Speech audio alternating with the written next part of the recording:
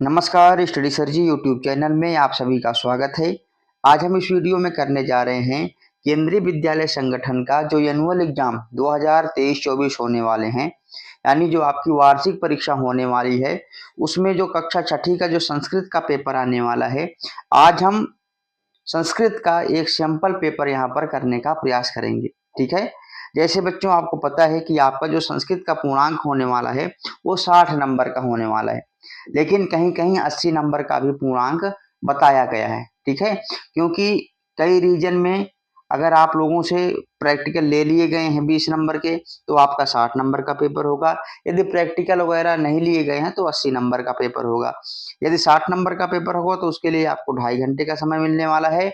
यदि 80 नंबर का पेपर होगा तो उसके लिए आपको मिलने वाले हैं 3 घंटे। तो देखो बेटा, ज्यादातर रीजन में नियम है कि क्वेश्चन पेपर में ही आपको अपने आंसर लिखने हैं। ठीक है, इसके लिए आपको उत्तर पुस्तिका नहीं मिलती है, कहीं कहीं उत्तर पुस्तिका भी मिलती है तो आप उत्तर पुस्तिका में लिखोगे। अगर आपको पेपर में ही लिखना है तो आप पेपर में ही डायरेक्ट लिखोगे। सबसे पहले देखिए क्या लिखा हुआ, छात्रस्य नाम। आपको क्या करना है, सबसे पहले अपना नाम लिखना है। अनुक्रमांक का अर्थ होता है रोल नंबर, उसके बाद अपना रोल नंबर लिखना है। दिनांक, आप अपनी डेट लिखोगे जिस डेट को आपका एग्जाम हो रहा है। उसके बाद ये निरीक्षक यानी जो आपके पेपर में इन्विजिलेटर रहेंगे उनके सिग्नेचर होंगे, और यहाँ पर परीक्षक के हस्ताक्षर यानी जो आपका पेपर चेक करने वाले हैं, आपके जो टीचर हैं उनके यहाँ पर हस्ताक्षर यानी सिग्नेचर रहने वाले हैं। ठीक है, तो आपने पैटर्न समझ लिया कि आपको फिलअप कैसे करना, भरना कैसे है। उसके बाद यहाँ पर देखिए कुछ आवश्यक निर्देश दिए गए हैं। सर्वेषां प्रश्नानाम उत्तराणि संस्कृते लिखतो, यानी संस्कृत में ही सभी प्रश्नों का उत्तर लिखना है। ठीक है, आइए, जैसे कि आपको पता है खंडका में क्या आता है, अपठित गद्यांश, यानी एक पैराग्राफ आता है, उस पैराग्राफ को पढ़ना है और उसके आधार पर हमें प्रश्नों का उत्तर देना है। तो बच्चों जैसे आप देख रहे हो खंड का के अंतर अपठित गद्यांश है, लिखा हुआ है कि अधोलिखित गद्यांश पठित्वा प्रश्नानाम उत्तराणि लिखतो, नीचे दिए गए गद्यांश को पढ़कर प्रश्नों का उत्तर लिखिए। देखिए बेटा, जैसे कि आपको पता है कि संस्कृत का जो पेपर है उसमें समय का व्यवधान बिल्कुल नहीं होता है। इसमें लिखा है 2.5 घंटे का, लेकिन जो बच्चा पढ़ के जाता है वो 1 घंटे के अंदर ही पेपर कंप्लीट कर देता है।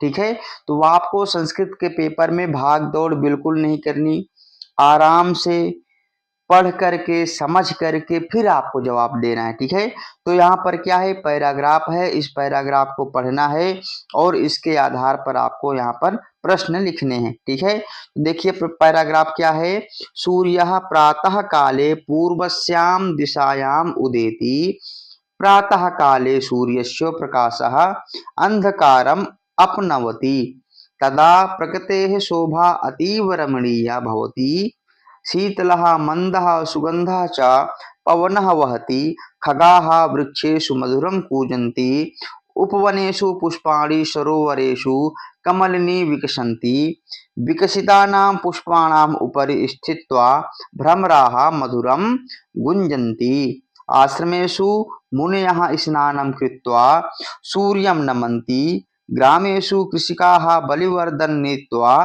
क्षेत्राणि प्रति गच्छन्ति, छात्राः विद्यालयं गच्छन्ति। तो ठीक है, एक सूर्योदय जब होता है तो उस समय क्या क्या होता है इसके बारे में हमने इस पैराग्राफ में देख लिया। आइए अब इस पैराग्राफ के आधार पर जो प्रश्न पूछे गए हैं, अगर आपको इसका अर्थ नहीं पता तो आपको कैसे उत्तर देना है, इस वीडियो को आपको ध्यान से देखना है, बिल्कुल आपको पता चल जाएगा। तो आइए देखते हैं कि इस पैराग्राफ के आधार पर कैसे प्रश्न हमारे पेपर में आए हुए हैं। सबसे पहले क्या है बेटा, एक पदेन उत्तर, तो यानी आपको एक पद में ही उत्तर देना है। ठीक है, प्रश्न क्या है, सूर्यः कदा उदेति। अब देखिए मान लो आपको इसका अर्थ नहीं पता तो आपको उत्तर कैसे ढूंढना है, आपको ढूंढना सूर्यः और उदेति।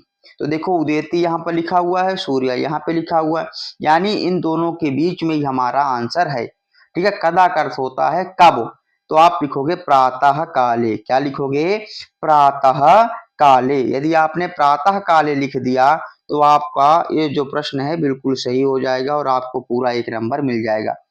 लेकिन कई बार बच्चों को पता नहीं चलता कि हमें एक पद में क्या लिखना है। जब आपको बिल्कुल पता ना चले बेटा, तो आपको क्या करना है, पूरी लाइन यहाँ से लेकर के यहाँ तक आपको उतार देना है, चाहे वो एक पदेन हो चाहे वो पूर्ण वाक्य हो। ठीक है, आगे देखिए प्रश्न अगला क्या है कि सूर्यस्यो प्रकाशः कम अपनयति, सूर्य का प्रकाश किसको दूर करता है। तो उत्तर देखिए यहाँ पे लिखा है ना, सूर्यस्यो प्रकाशः अंधकारम अपनवति। देखो यहाँ पर तो बिल्कुल स्पष्ट है, आपके प्रश्न में क्या है, सूर्यस्य प्रकाशः, यहाँ भी दिया हुआ सूर्यस्य प्रकाशः, यहाँ पे दिया हुआ अपनवति, यहाँ पर भी दिया हुआ है अपनवति। बीच में आपको कम का आपको आंसर ढूंढना है, तो यहाँ लिखना है अंधकारम। क्या लिखना है, अंधकारम। अगर आप पूरी लाइन भी उतार दोगे तो भी आपका आंसर सही माना जाएगा, अथवा आप एक पद में लिखना चाहोगे तो आपको लिखना है अंधकारम। ठीक है, अगला प्रश्न क्या है प्यारे बच्चों, खगाह कुत्र पूजन्ति, खगाह यानी पक्षी कहाँ पर पूजते हैं। तो आपको क्या खगाह ढूंढना है, पूजती ढूंढना है। ठीक है, यहाँ पर पूजंती होना चाहिए, यहाँ पर लिखा हुआ है पूजती। ठीक है, तो आपको क्या करना, देखो खगाह यहाँ पर लिखा हुआ है, पूजंती यहाँ पर लिखा हुआ है, बेटा बीच का जो भी शब्द है वो आपको लिख देना है, कुत्रो यानी वृक्षेषु। क्या लिखना है, वृक्षेषु। अगर आप एक पद में नहीं कर पा रहे हो तो आपको क्या करना है प्यारे बच्चों, आपको पूरी लाइन ही उतार देनी है, आपको पूरे 1 नंबर मिल जाएंगे। ठीक है, अगला प्रश्न क्या है, पुष्पाणाम ऊपर स्थित्वा के मधुरम कूजन्ति। तो आप देखिए कहाँ पर लिखा हुआ है, यहाँ देखिए पुष्पाणाम ऊपर स्थित्वा मधुरम कूजन्ति। अब देखिए के की जगह आपको क्या लिखना है, यहाँ पर के है या यहाँ पर भ्रमरा है, जो अलग आपको दिखे वही आपका आंसर होगा। तो आंसर क्या लिखोगे, भ्रमराहा। यदि आपको ऐसे एक पद में नहीं कर पा रहे हो तो आपको क्या करना है बच्चों, पूरी लाइन उतार देनी है, या आपको पूरे नंबर मिलेंगे। तो इस प्रकार आपने एक पद वाले प्रश्न कर लिए। आइए अगला प्रश्न करते हैं, जो कि हमारा पूर्ण वाक्य न उत्तर दो। ठीक है, इसमें करना क्या है बेटा, आपको प्रश्न पढ़ना है और प्रश्न वाली लाइन आपको पैराग्राफ में जहां भी मिले आपको उसको लिख देना है। जैसे प्रातः काले कृषकाः किम कुर्वन्ति, तो आपको इस लाइन को क्या करना है बेटा, आपको ढूंढना है अपने पैराग्राफ में। अब देखिए प्रातः काले कृषकाः किम कुर्वन्ति, तो आप बताओ यहाँ पर क्या देखो, कृषकाः बलिवर्धनम नीत्वा क्षेत्राणि प्रति गच्छन्ति। ठीक है, यहाँ पर क्या है, प्रातः काले नहीं दिया हुआ है ना, लेकिन यहाँ पर क्या दिया हुआ, कृषकाः यानी किसान क्या करते हैं, अपने बैलों को लेकर के खेत की ओर जाते हैं। इस प्रकार आप इसका उत्तर लिखोगे। अगला प्रश्न है, मुनियः प्रातः काले किम आचरन्ति, यानी मुनि सुबह सुबह क्या करते हैं प्रातः काले। तो आप बताओगे, देखिए आश्रमेषु मुनियः स्नानं कृत्वा नमन्ति सूर्यम नमन्ति। ठीक है, आपको पूरी लाइन उतार देना है, बिल्कुल आसान है और आपको पूरे नंबर मिलने वाले हैं। अगला प्रश्न क्या है, छात्राः कुत्र गच्छन्ति, तो आप इसका पैराग्राफ में ढूंढोगे, छात्राः विद्यालयम गच्छन्ति। ठीक है, बिल्कुल सरल सरल से प्रश्न है और आपको पैराग्राफ में उस लाइन को ढूंढना है, आपको कुछ करना नहीं है, आपको उस लाइन को ढूंढना है, जहां पर वो लाइन दिख रही है आपको पूरी लाइन जो है उतार देना है। ठीक है, आइए आगे चलते हैं। अगला क्या है, निर्देशानुसारम उत्तरतो। ठीक है बेटा, ये आपका बहुविकल्पात्मक प्रश्न है। तो इसके अंतर्गत पहला प्रश्न क्या है, सूर्य इति पदस्यो कह लिंग, यानी सूर्य जो शब्द है वो उसमें कौन सा लिंग है। तो आपको बताना है सूर्य कैसा लिंग है बेटा, पुल्लिंग है। जैसे सूर्य बालकः बनता है वैसे ही आपका बनता है सूर्य। ठीक है, खगाह इति पदस्य किम वचनम, खगाह में कौन सा वचन है। तो आपको पता है बालकः बालकौ बालकाः, खगः खगौ खगाः, ये क्या है आपका बहुवचन है, तो आपको बहुवचन में आपको अपना आंसर देना है। ठीक है, अगला प्रश्न क्या है, गच्छन्ति यत्र कः कालः, यहाँ पर गच्छन्ति थोड़ा सा गलत लिखा हुआ है, आप ऐसे लिखोगे। ठीक है बेटा, गच्छन्ति में कौन सा काल है, बेटा आपके जो सिलेबस में क्या है, लट लकार यानी वर्तमान काल है। ठीक है, अगर जिस भी शब्द के पीछे ती तह अंति सी था आमी आवह आमह आ जाए तो क्या लगाओगे आप, लट लकार। क्या लगाओगे, लट लकार। और पूरी संभावना है कि आपके पेपर में लट लकार ही आने वाला है। ठीक है, अगला जो खंड है हमारा रचनात्मक कार्यम, क्या है, रचनात्मक कार्यम। जैसे कि आपको पता है बेटा सिलेबस में दिया हुआ है कि चित्र को देख करके आपको कुछ ना कुछ लिखना है। यहाँ कहा गया है कि चित्र को देख करके संख्या लिखनी है। ठीक है, तो जब आप इस चित्र को देखोगे तो इसमें कितनी गेंद मिलेगी आपको? 8 गेंद मिलेगी। और 8 को संस्कृत में क्या कहते हैं? अष्ट यानी 8। ठीक है, अगला चित्र है बेटा खा नंबर में 3। क्या है बेटा? चिड़िया दिख रही है 3। और 3 जब स्त्रीलिंग में आप क्या प्रयोग करते हो? तिस्रः। ठीक है, आगे देखिए बेटा पुस्तक। पुस्तक कितनी है आपके पास? एक पुस्तक है। और एक के लिए यहाँ प्रयोग किया गया है एकम। और अंत में है बेटा 2 मयूर। तो मयूर क्या है? पुल्लिंगवाची शब्द है, तो आप प्रयोग करोगे द्वौ। ठीक है, इस प्रकार जो है आप इस प्रश्न का उत्तर लिखना है आपको। ठीक है बेटा, आइए करते हैं बेटा अगला प्रश्न। अगला प्रश्न क्या है बेटा? प्रश्न नंबर 3, और जिसमें कहा गया है कि क्रियापदों को मंजूषा से ढूंढ करके रिक्त स्थान भरिए।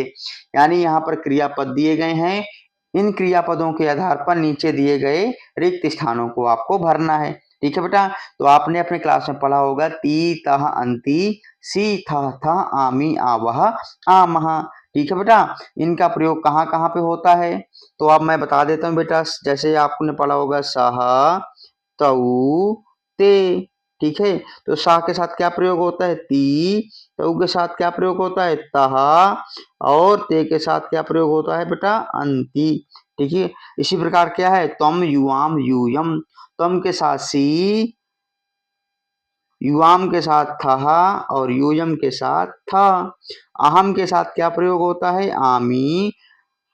आवाम के साथ आवहा, और वयम के साथ आमहा। ठीक है बेटा, तो इस प्रकार जो है आपको लिखना है। तो देखिए तम के साथ क्या प्रयोग होता है? सी प्रयोग होता है। तो जिस भी शब्द के पीछे सी है वही आपका आंसर होगा। तो उत्तर क्या होगा बेटा? तम पठसी। क्या लिखोगे? तम पठसी।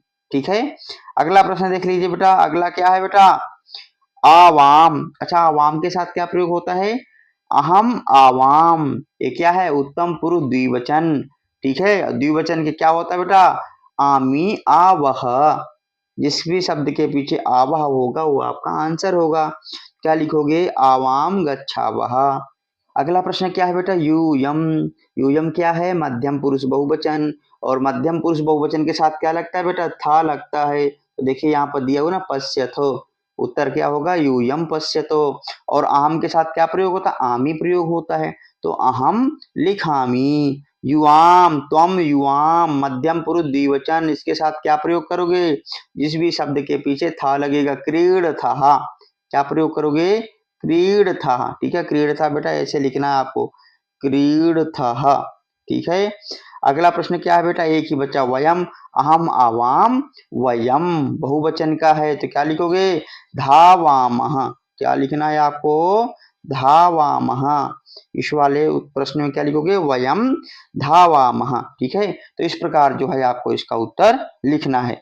आगे अगला देखते हैं। अगला प्रश्न, यानी उचित शब्दों को चुन करके आपको रिक्त स्थान भरने हैं। ठीक है बेटा, जो कृत्वा का अर्थ होता है करके, गृहीत्वा लेकर, श्रुत्वा सुनकर, दृष्ट्वा देखकर।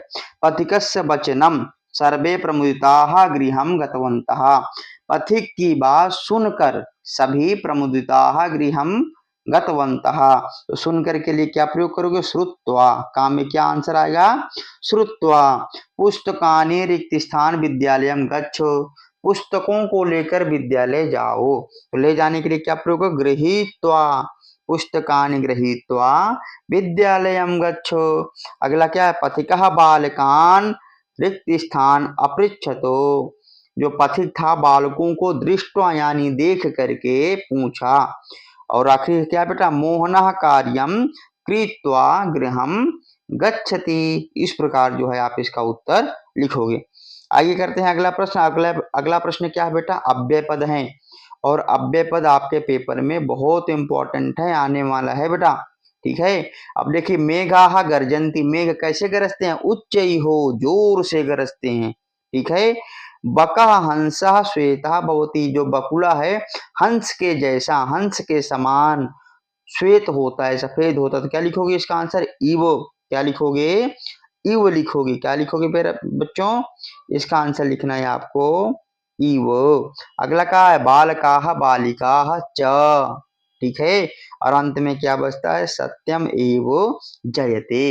इस प्रकार जो है आप इसका आंसर लिखोगे।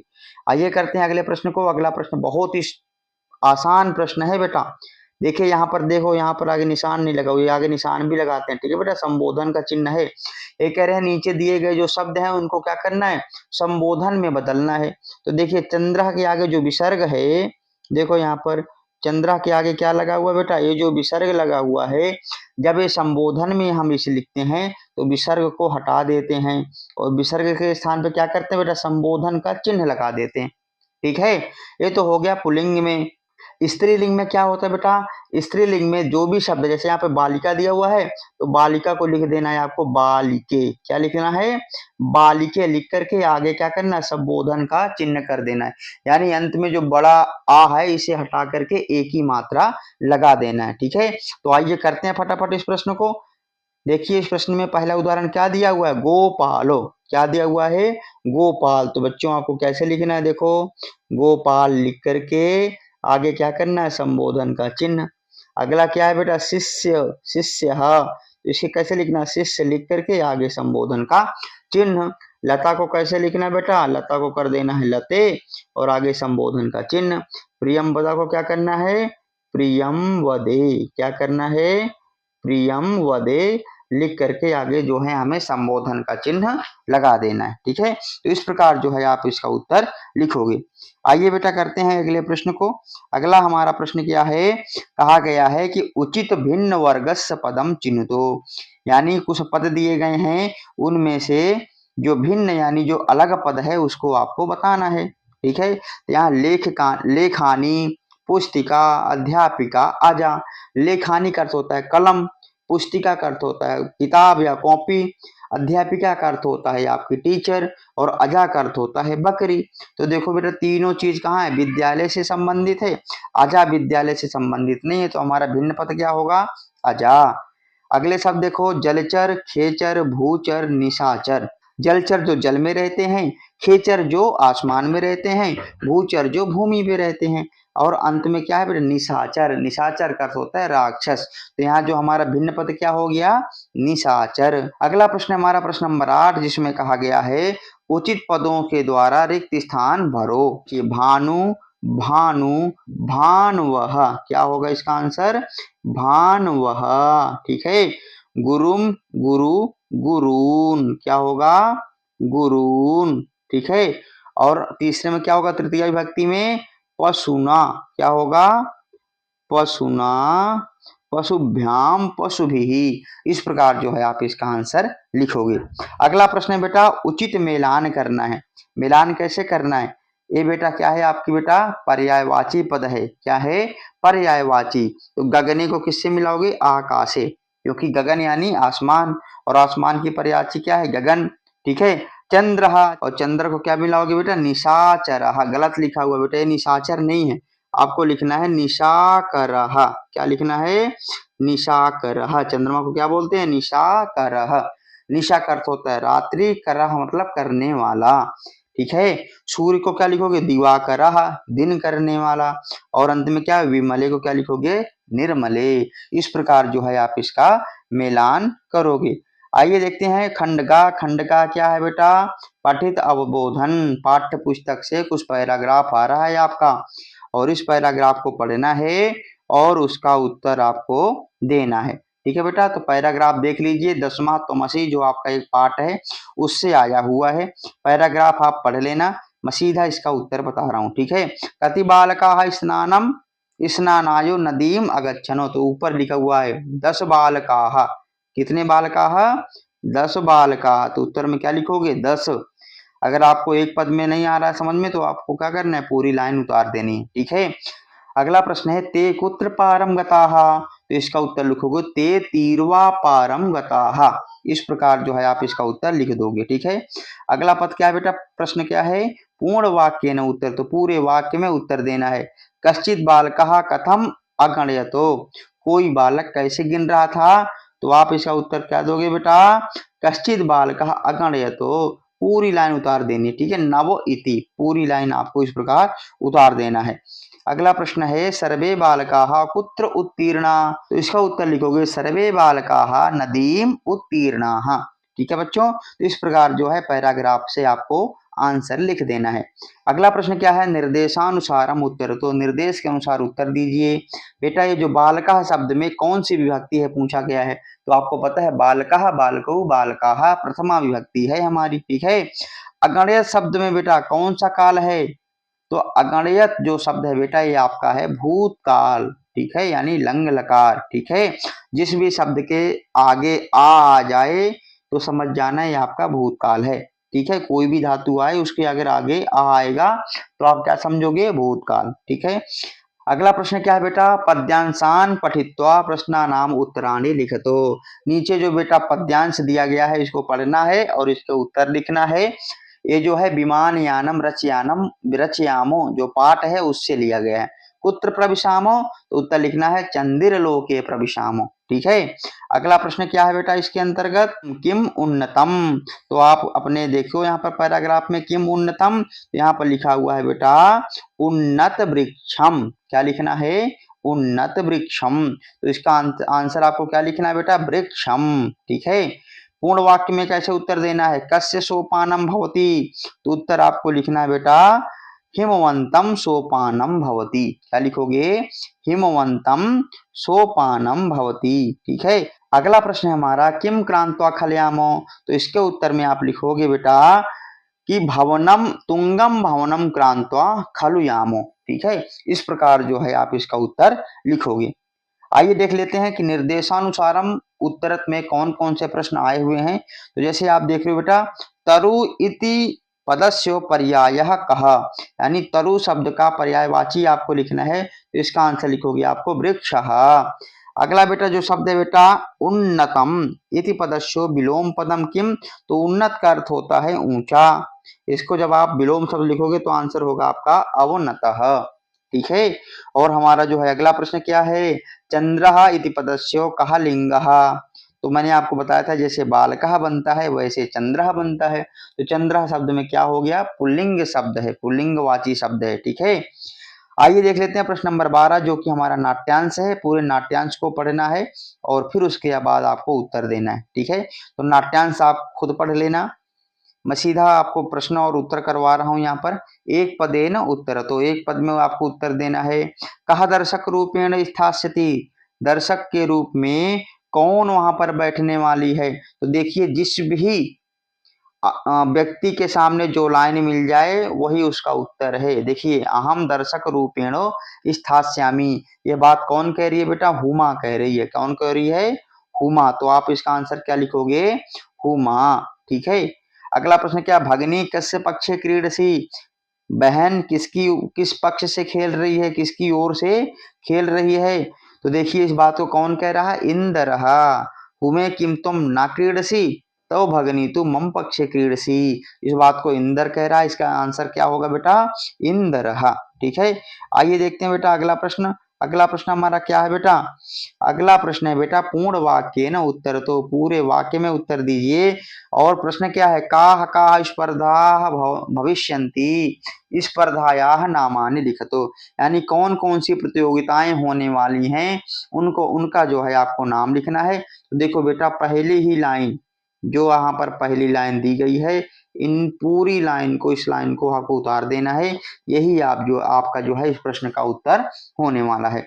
आइए करते हैं यथा निर्देशम उत्तरत, और यथा निर्देशम उत्तरत में बेटा जो पहला प्रश्न है, अरोचते इति शब्द, इस शब्द का विलोम पद क्या होगा, तो आप बताओगे बेटा अरोचते का हो जाएगा रोचते।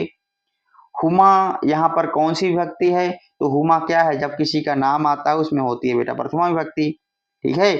आगे देखिए बेटा भविष्यति, इस शब्द का क्या अर्थ होता है, तो इस शब्द का अर्थ होता है होना, ठीक है। तो इस प्रकार जो है आप इस प्रश्न का उत्तर लिखोगे। तो इस प्रकार इस वीडियो में हमने आज कक्षा छठी का सैंपल पेपर डिस्कस किया है। उम्मीद करता हूँ ये वीडियो आप सबके लिए बहुत ही मददगार साबित होगी। यदि अभी तक आपने हमारे चैनल को सब्सक्राइब नहीं किया है तो कृपया हमारे चैनल को सब्सक्राइब करें। वीडियो देखने के लिए आप सबका बहुत बहुत धन्यवाद।